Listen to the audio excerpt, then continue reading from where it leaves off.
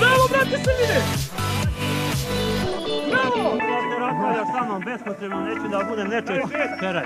Aj, možeš samo da mi objasniš zašto? Ništa nije problem. Samo zašto? To je tvoje, okej, prihvatam. Moje prijatelji, mene opština nimalo neće ni ne pušte kao seljaka. Skroz do livade do kraja tele. Bili, srećan put.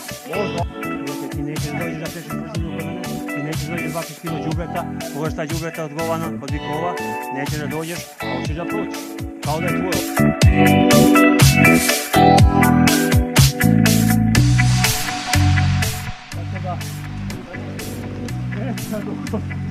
Ovo je dobro jebote, ovo je dobro